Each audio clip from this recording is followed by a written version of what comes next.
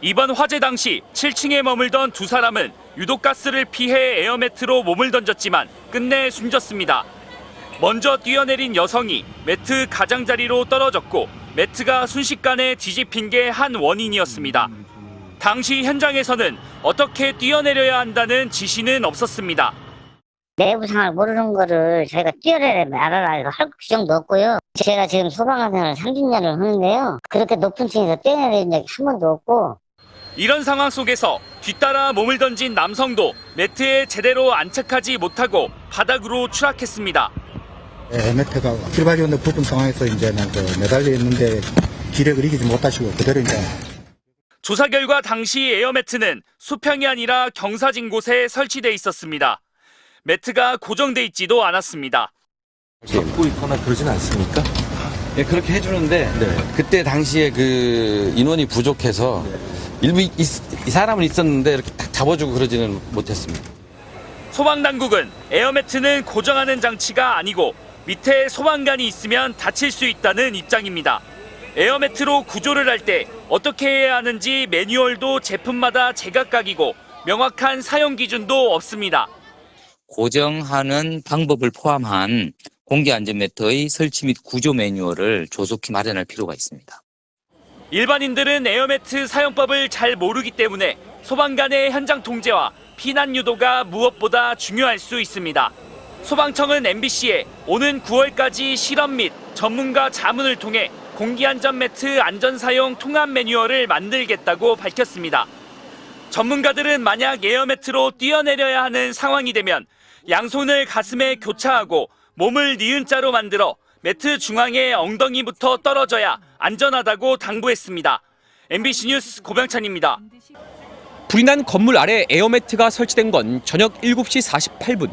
소방이 현장에 도착한 지 5분 만이었습니다. 그로부터 7분 뒤 7층 객실에 있던 여성이 매트 위로 떨어졌습니다. 하지만 중앙이 아닌 가장자리로 떨어지면서 매트가 뒤집어지듯 곧게 섰고 곧이어 떨어진 남성은 큰 충격과 함께 바닥으로 추락했습니다. 두 사람은 심정지 상태로 병원으로 옮겨졌지만 숨졌습니다. 그 밑에 깔려있는 여자분을 꺼내서 이렇게 심폐소생사하고 나가는 것까지 봤어. 경기 소방본부는 구조 대상자가 떨어져 매트가 뒤집어진 건 이번이 처음이라고 설명했습니다. 소방이 설치한 에어매트는 가로 7.5m, 세로 4.5m, 높이 3m 크기로 공기를 빼고도 무게가 126kg에 달해 좀처럼 뒤집히지 않는다는 겁니다. 또 매트를 구조대원이 붙잡고 있어야 하는 건 아니냐는 지적에는 추락하는 사람과 충돌해 피해가 오히려 커질 수 있다고 설명했습니다. 경사도가 있고 또 이 모서리로 떨어졌고 하는 거에 대해서 이런 뒤집어지는 현상이 어떻게 생겼는지에 대해서는 전문가 자문을 받아서 애당초 에어매트로 구조하기 어려운 고층 화재였다는 지적도 나옵니다. 소방청의 소방장비 기본 규격상 에어매트는 16m 이하 높이에서 사용해야 합니다.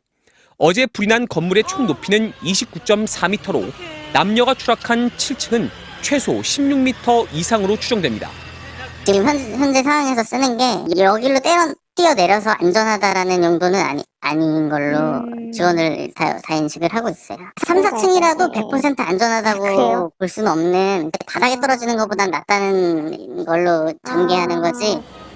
이에 대해 소방은 현재 15m 이하로 사용할 수 있는 제품에 대한 인증 기준만 있다면서도 그래도 설치하지 않는 것보단 더 안전하다고 설명했습니다. 또 어제 현장엔 아파트 23층 높이까지 구조 활동을 할 수 있는 굴절 사다리차도 투입됐지만 여건상 펼치지 못한 걸로 확인됐습니다.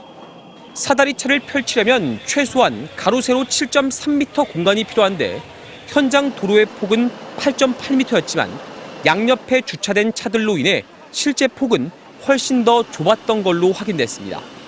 소방당국은 매트가 뒤집힌 정확한 이유를 파악하는 한편 사다리차 사용에 대한 개선 방안을 마련할 계획입니다. MBC 뉴스 이문현입니다.